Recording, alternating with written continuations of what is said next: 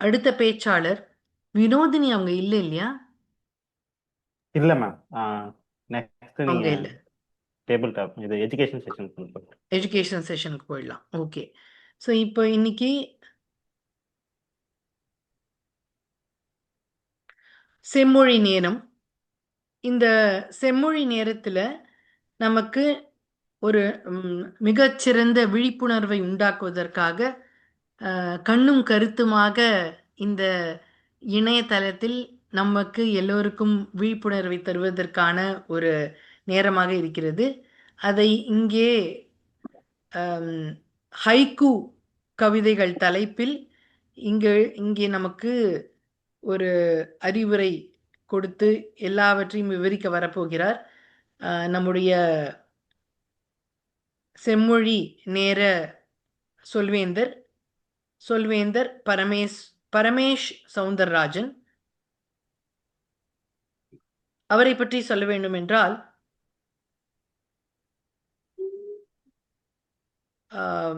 அவர் இன்ஃபர்மேட்டிகா நிறுவனத்தின் இன்ஜினியரிங் மேனேஜராக பணிபுரிகிறார்.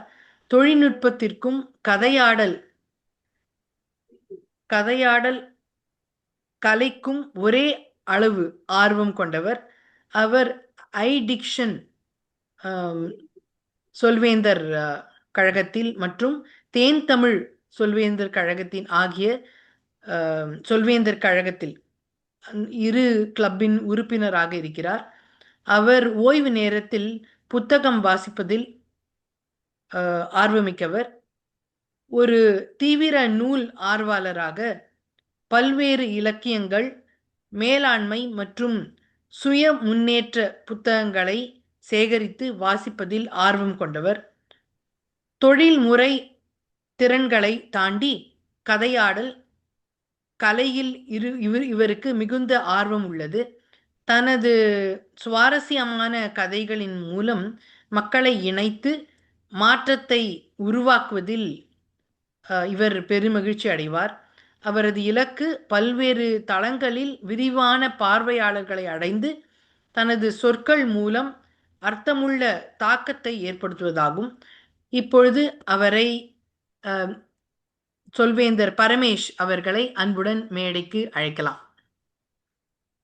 எல்லோரும் விழிப்புணர்வோடு செயற்படுங்கள். நன்றி. இன்றைய நெறியாளரான கல்பனா அரவிந்த் அவர்களே. இன்று சென்னை தமிழ் கூடுகையில் இணைந்திருக்கும் அனைவருக்கும் வணக்கம். நாம செம்மொழி நேரத்துல இதுக்கு முன்னாடி எல்லாம் என்ன பார்த்திருக்கோம் அப்படின்னா, பழங்காலத்துல எழுதின கதைகள், கவிதைகள், கட்டுரைகள் இந்த மாதிரி தான் நம்ம பேசியிருக்கோம். அது மட்டும் பத்தாது, நாம செம்மொழினாலே அந்த காலத்துல இருந்து இந்த காலத்து வரைக்கும் தமிழ் வளர்ந்துட்டே வருது இல்லையா? அதனால நான் இன்னைக்கு தலைப்பா நான் ஹைக்கூ கவிதைகள்னு எடுத்துட்டு வந்திருக்கேன். இது எல்லாம் புது கவிதையெல்லாம் வருது. இது சரி. இந்த ஹைக்கூ கவிதைகள்ங்கிறது இந்திய நாட்டுக்கு சொந்தமானது கிடையாது. இது ஜப்பானிய நாட்டுல இருந்து தோன்றின ஒரு கவிதை வடிவம். அது சைனா இந்த மாதிரி இந்த ஆசியால இருக்கக்கூடிய பல நாடுகளுக்கு அவங்கவுங்க மொழிக்கு ஏற்ற மாதிரி அந்த கவிதை வடிவத்தை எழுதிட்டு இருக்காங்க. இது இந்தியால கிட்டத்தட்ட 1980கள்ல தான் உள்ள வருது. அப்போ வந்தப்ப பார்த்தா தமிழ்ல தான் இது வரைக்கும் வந்த ஹைக்கூ கவிதைகள் இந்திய மொழிகளிலே தமிழ்ல தான் அதிகமான ஹைக்கூ கவிதைகள் வந்திருக்கு அப்படின்னு சொல்றாங்க. இப்போ இன்னைக்கு நான் குறிப்பா எந்த கவிதைகள் எடுத்துட்டு வந்திருக்கேன் அப்படின்னா, நம்ம ஹைக்கூ கவிதைகள் தமிழ்ல எழுதியதுல ரொம்ப புகழ்பெற்ற எழுத்தாளர் அப்படின்னு பார்த்தா கவிக்கோ அப்துல் ரஹ்மான். கவிக்கோ அப்துல் ரஹ்மான் இறந்து போயிடுறாரு. அவர் இறந்ததை ஒரு விழாவா கொண்டாடணும் அப்படின்னா எப்படி கொண்டாடுறது? அவர் கவிதை எழுதுனதுனால கவிதையிலேயே கொண்டாடுவோம் அப்படின்னு ஒரு 4-5 எழுத்தாளர்கள் எல்லாம் சேர்ந்து ஒரு போட்டி வைக்கிறாங்க. அந்த போட்டியில கிட்டத்தட்ட ஒரு 4000த்திற்கும் மேற்பட்ட எழுத்தாளர்கள் கவிதைகளா ஹைக்கூ கவிதைகளா எழுதி அனுப்புறாங்க. அதுல ஒரு 50 சிறந்த கவிதைகளை தேர்ந்தெடுத்து அதை ஒரு புத்தகமா வெளியிடுறாங்க. இது 2002ல 2ஆம் ஆண்டு நினைவஞ்சலிக்கு நடந்தது. அந்த புத்தகத்தோட பேரு வாடியது கொக்கு. அது டிஸ்கவரி பதிப்பகத்துல பதிப்பிக்கப்பட்ட புத்தகம். இதோட விலை 149 ரூபாய் தான். இன்னைக்கு நாம என்ன பண்ண போறோம் அப்படின்னா, அந்த புத்தகத்துல வந்து 50 கவிதைகள்ல எனக்கு பிடிச்ச ஒரு சில கவிதைகளை வந்து நான் இன்னைக்கு தொகுத்து வழங்க போறேன். அது உங்களுக்கும் பிடிக்கும்னு நான் கண்டிப்பா நம்புறேன். சரியா? ஏன்னா அது 3 வரிதான் இருக்க போகுது. அதிகபட்சமா ஒரு கவிதைக்கு 7 சொற்கள் தான் இருக்க போகுது. கிட்டத்தட்ட திருக்குறள் மாதிரின்னு வச்சுக்கோங்களேன். திருக்குறள் 7 சொற்கள்ல 2 அடியில வந்துடும். இது 7 சொற்கள்ல 3 அடியில வந்துடும். அவ்வளவுதான் வித்தியாசம். சரி, இப்போ இது ஹைக்கூ கவிதைகள்னா என்ன அப்படிங்கிறது நமக்கு தெரிஞ்சிருச்சு. இன்னைக்கு வந்து நம்ம கல்பனா அரவிந்த் அம்மா சொன்ன மாதிரி நாம 5 புலன்களை பத்தி பார்த்துட்டு இருந்தோம் இல்லையா? இப்போ என்னோட டெக்னாலஜியோட சைடுக்கு வர அங்க பார்த்தோம்னா இப்ப சமீபத்துல இன்று உலகில் மிகவும் புத்திசாலிகள் யாரும் மனிதர்கள் அல்ல, எல்லாம் செயற்கை நுண்ணறிவு. இன்று நம் உலகில் கூர்மையான கவனகர்கள் யாரும் மனிதர்கள் அல்ல, அதுவும் செயற்கை நுண்ணறிவு. அதுக்கு ஒரு உதாரணம்னா கீழே பார்த்தீங்கன்னா ஜான் பிரதீப் ஆட்டரேன்னு ஒண்ணு இருக்கும். அதுதான் ஒரு உதாரணம் இல்லையா? இன்று நம் உலகில் மிகவும் திறமையான தகவல் தொடர்பாளர்கள் யாரும் மனிதர்கள் இல்லை, அதுவும் செயற்கை நுண்ணறிவு. சரி, இதுக்கும் ஹைக்கூ கவிதைக்கும் என்ன சம்பந்தம் அப்படின்னு கேக்குறீங்க. இன்னைக்கு நான் என்ன பண்ணிருக்கேன் அப்படின்னா, எனக்கு பிடிச்ச கவிதை எல்லாம் நான் எடுத்துட்டு வந்தேன் இல்லையா, கூட இடைச்சொருகளா 2 கவிதை ChatGPT கொடுத்து எழுத வச்சிருக்கேன். நீங்க என்ன பண்ணணும்னா கூர்மையா விழிப்புணர்வா கவனிச்சு கண்ணும் கருத்துமா ஒவ்வொரு கவிதையா கேக்குறீங்க. எது ChatGPT எழுதின கவிதை அப்படின்னு யாரு கண்டுபிடிக்கிறாங்கன்னு பார்ப்போம். சரியா? நான் கவிதை சொல்லிட்டே வருவேன். இடையில வர 2 கவிதை ChatGPT எழுதின கவிதை. சரி, இது எப்படி எனக்கு தெரியும் அப்படின்னா, நான் போன்ல இருந்து கனெக்ட் பண்ணிருக்கேன். எல்லாத்தையும் என்னால பார்க்க முடியல. முடிஞ்ச அளவுக்கு முகம் காட்டுங்க. முகம் காட்ட முடியலன்னா நம்ம என்ன பண்ணலாம்னா ஒரு விளையாட்டு மாதிரி வச்சுக்கலாம். நீங்க இதயம் இருக்கிற சிம்பிள் அந்த ரெட் கலர்ல இருக்கும் இல்லையா, அந்த எமோஜி யூஸ் பண்ணீங்கன்னா அது மனிதர்கள் எழுதின கவிதைன்னு அர்த்தம். இல்ல அவங்க கல்பனா அம்மா போட்டிருக்காங்க பாருங்க. இதே சிரிக்கிற எமோஜி வந்துச்சுன்னா அது ChatGPT எழுதின கவிதை அப்படின்னு நாம வச்சுப்போம். சரியா? ஒவ்வொருத்தருக்கும் ஒவ்வொரு கற்பனைகள் இருக்கு இல்லையா, இது ChatGPT தான் எழுதியிருக்கும், இது மனிதர்கள் எழுதியிருப்பாங்கன்னு. அதனால எல்லாரும் ரியாக்ட் பண்ணுங்க. சப்போஸ் உங்களுக்கு அது ரியாக்ட் பண்ண தெரியல அப்படின்னா என்ன பண்ணலாம் அப்படின்னா, கையை உயர்த்துங்க. இப்படி தம்ஸ் அப், விரல மேல காமிச்சீங்கன்னா மனிதர்கள் எழுதின கவிதை, விரல இப்படி கீழே காமிச்சீங்கன்னா ChatGPT எழுதின கவிதை. சரியா? எல்லாத்துக்கும் புரிஞ்சிருக்கும்னு நினைக்கிறேன். முடிஞ்ச அளவுக்கு கேமரால வாங்க, எவ்வளவு தூரம் இன்டராக்ஷனா பண்ண முடியுமோ அது பண்ணலாம். சரியா? முதல் கவிதையில இருந்து ஆரம்பிப்போம். ஹைக்கூ கவிதைகள். வாடியது கொக்கு. பிடுங்கிய செடியின் வேருடன் பற்றி கொண்டு வருகிறது தாய்மண். பிடுங்கிய செடியின் வேருடன் பற்றி கொண்டு வருகிறது தாய்மண். என்ன நினைக்கிறீங்க? சுப்பிரமணியன் ஐயா மட்டும் ChatGPT நினைக்கிறாரு. சரி, பரவாயில்ல, கடைசியில சொல்லுவோம். விழுந்த பின்னும் பறந்து பார்க்கிறது பறவையின் இறகு. விழுந்த பின்னும் பறந்து பார்க்கிறது பறவையின் இறகு. சரி, எல்லாம் 2 மாறி மாறி சொல்றேன். மயிலிறகு குட்டி போட்டது பள்ளி நினைவுகளை. மயிலிறகு குட்டி போட்டது பள்ளி நினைவுகளை. சரி. புகைப்படக்காரரை அசையாமல் நிற்க வைத்தது மலையருவி. புகைப்படக்காரரை அசையாமல் நிற்க வைத்தது மலையருவி. சரி. கிழிந்த கடிதம் ஒவ்வொரு துண்டிலும் ஒரு நினைவு. கிழிந்த கடிதம் ஒவ்வொரு துண்டிலும் ஒரு நினைவு. சரி. சுப்பிரமணியன் ஐயா எதையுமே நம்ப மாட்டேங்கிறாருன்னு நினைக்கிறேன். எல்லாத்துக்கும் முக்காவாசி கீழே தான் காமிக்கிறாரு. நன்றி ஐயா. பட்டுப்போன மரக்கிளையில் பச்சை கிளிகளாய் இலைகள். பட்டுப்போன மரக்கிளையில் பச்சை கிளிகளாய் இலைகள். சரி. சுவர் இல்லாமல் சித்திரம் வரைகிறான் வாய் பேசாதவன். சுவர் இல்லாமல் சித்திரம் வரைகிறான் வாய் பேசாதவன். குயில் கூவி சென்ற பின் மரத்துக்கு திரும்புகிறது அமைதி. குயில் கூவி சென்ற பின் மரத்துக்கு திரும்புகிறது அமைதி.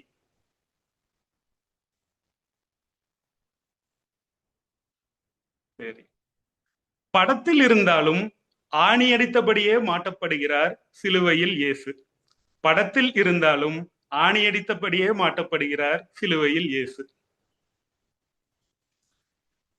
மரத்தின் நிழலில் பேசிக்கொண்டிருந்தார்கள். வெட்டும் நாளை. மரத்தின் நிழலில் பேசிக்கொண்டிருந்தார்கள், அதை வெட்டும் நாளை. பௌர்ணமி நிலா என் இரவு மட்டும் தேய்பிறை ஆனது.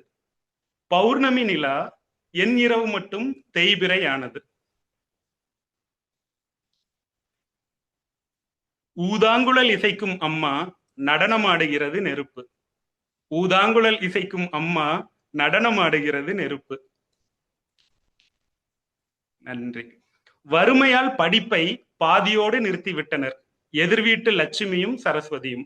வறுமையால் படிப்பை பாதியோடு நிறுத்திவிட்டனர் எதிர் வீட்டு லட்சுமியும் சரஸ்வதியும்.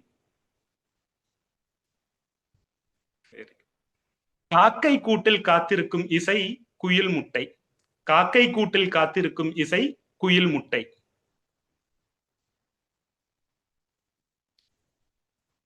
குழாயடி சண்டை நிரம்பி வழியும் வார்த்தைகள். குழாயடி சண்டை நிரம்பி வழியும் வார்த்தைகள். சரி. காற்றே கொஞ்சம் பொறு, பறக்க கற்றுக்கொள்கிறது சிறு பட்டாம்பூச்சி. காற்றே கொஞ்சம் பொறு, பறக்க கற்றுக்கொள்கிறது சிறு பட்டாம்பூச்சி. பெருங்கடலை அசைத்துக் கொண்டிருக்கிறது மீன் குஞ்சின் துடுப்பு. பெருங்கடலை அசைத்துக் கொண்டிருக்கிறது மீன் குஞ்சின் துடுப்பு. கருவுற்றிருக்கிறது பருத்திக்காய். கருவுற்றிருக்கிறது பருத்திக்காய், பிறக்கப் போவது சேலையோ வேட்டியோ.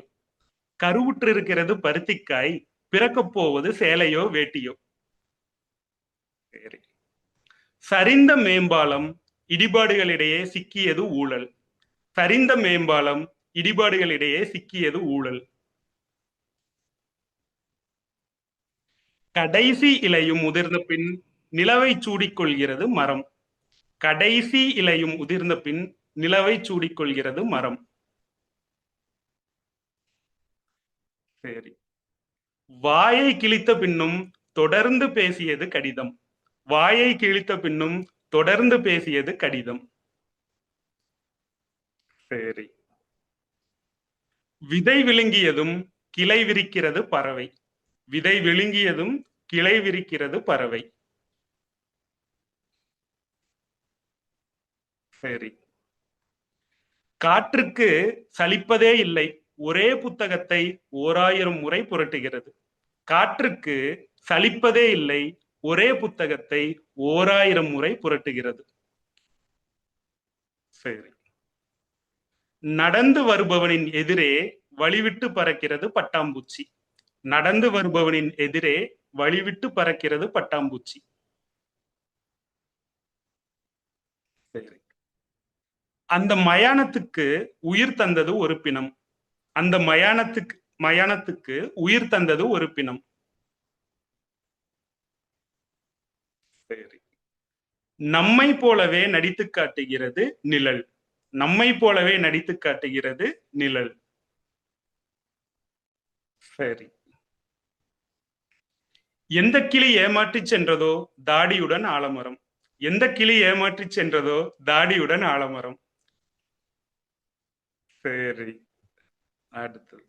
பலூன் விற்பவரின் மூச்சுக்காற்று விலை 10. பலூன் விற்பவரின் மூச்சுக்காற்று விலை 10. சரி. தூண்டிலில் சிக்கிய மீனின் கண்ணில் விடைபெறும் நதி.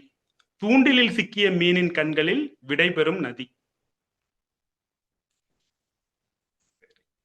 சரி. இதுவரைக்கும் அந்த தேர்ந்தெடுக்கப்பட்ட 50 கவிதைகள்ல ஒரு சில கவிதைகள் பார்த்தோம். முதல் 3 இடத்துல எது இருக்கு அப்படின்னு பார்த்துடலாம். 3வது பரிசு இது வந்து ChatGPT எழுதல. இந்த 3 இது 3வது பரிசு. 3வது பரிசு வாங்கின கவிதை என்ன அப்படின்னா, சுள்ளி பொறுக்குகிறாள் சிறுமி இறகை விட்டு செல்லும் மயில். சுள்ளி பொறுக்குகிறாள் சிறுமி இறகை விட்டு செல்லும் மயில். இது 3வது பரிசு வாங்கியிருக்கு. 2வது பரிசு வாங்கின கவிதை என்னன்னா, பனி நிறைந்த கண்ணாடியில் கண்கள் வரைந்தேன் கண்ணீர் வழிகிறது. பனி நிறைந்த கண்ணாடியில் கண்கள் வரைந்தேன் கண்ணீர் வழிகிறது. முதல் பரிசு பெற்ற கவிதை என்னன்னா, வாடியது கொக்கு. வாடியது கொக்கு. அது ஏன் வாடிச்சுன்னு தெரியணும்னா நீங்க இந்த புத்தகத்தை வாங்கி படிச்சதுதான் தெரியும். சரியா? சரி. இந்த கவிதையை மட்டும் நான் விட்டு வைக்கிறேன். ஏன்னா நீங்க புத்தகத்தை வாங்கி மீதி இருக்கிற கவிதைகள் எல்லாம் படிப்பீங்க அப்படின்னு சொல்லிட்டு. ஓடியதெல்லாம் எனக்கு ஜோடி இன்னும் மீன். ஐயா சொல்லிட்டாரு. வாடியது கொக்கு, ஏன்னா ஓடியவை எல்லாம் ஜோடி மீன்கள். எல்லா மீன்களும் ஜோடியா ஓடிச்சா அதனால கொக்குக்கு எந்த மீனையுமே பிடிக்கிறதுக்கு மனசு இல்லையா. வாடியது கொக்கு, ஓடியவை எல்லாம் ஜோடி மீன்கள். எவ்வளவு அருமையான கவிதைகள்னு பாருங்க. 6 வார்த்தை 7 வார்த்தை தான் இருக்குது இல்லையா. சோ இது ஹைக்யூ கவிதைகள். இன்னும் எனக்கு நேரம் முடியாததுனால என்னோட பேச்சு ஹைக்யூ பேச்சு மாதிரியே குறுகியதான் இருக்கு. அதனால இன்னும் ஒரே ஒரு கவிதை மட்டும் நான் இப்போ சமீபத்துல நான் படிச்சது, அதையும் நான் பகிர்ந்துக்க விரும்புறேன். ஒரே நிமிஷம் இருங்க. அது இருக்கிற மாதிரியே படிச்சா தான் அது நல்லா இருக்கும். இது என்னன்னா, நம்ம சமீபத்துல இப்போ நம்ம ஆன்லைன் செயலிகளை அதிகமா நம்ம உபயோகப்படுத்த ஆரம்பிச்சிட்டோம் இல்லையா. நானும் அப்படித்தான். தூங்குறதுக்கு முன்னாடி இன்ஸ்டாகிராம் எடுத்து ஒரு 5 நிமிஷம் பார்க்கலாம் அப்படின்ட்டு நான் அதை திறப்பேன். ஆனா அது 5 நிமிஷம் 10 நிமிஷம் ஆகும், 10 நிமிஷம் அரை மணி நேரம் ஆகும், அரை மணி நேரம் 1 மணி நேரம் ஆகும். திடீர்னு பார்த்தா மணி 12:30 1 ஆயிரும். அதுக்கப்புறம் தான் தெரியும், ஐயோ 2 மணி நேரம் 3 மணி நேரம் சும்மாவே போயிருச்சு அப்படின்ட்டு. ஆனா அந்த 2 மணி நேரம் 3 மணி நேரம் கழிச்சு பார்த்தோம்னா நாம என்ன கத்துக்கிட்டோம்னா ஒன்னும் கத்துக்கிட்டு மாட்டோம். யாரு சமைச்சாங்க, யாரு மீன் பிடிச்சாங்க, யாரு கீழே விழுந்தாங்க, இதுதான் பார்த்திருப்போம். ஆனா ஒரு 2 நாட்கள் முன்னாடி எனக்கு ஒரு அருமையான கவிதை ஒண்ணு வந்தது. அந்த கவிதையை ஒரு தடவை கேட்டதுக்கு அப்புறம் என் மண்டைக்குள்ள அது ஓடிட்டே இருந்தது. அந்த ஒரு கவிதையும் நான் வாசிச்சு காமிச்சிடுறேன். ஒரு நிமிஷத்துல முடிஞ்சிடும் அந்த கவிதை. இந்த கவிதை எதை பத்தின கவிதை அப்படின்னா, நீங்கள் இல்லாத நாளை எப்படி இருக்கும், ஒரு மனிதன் இறந்த பிறகு என்னவா இருக்கும், அதுதான் கவிதை. சரியா? நீங்கள் இல்லாத நாளை எப்படி இருக்கும்.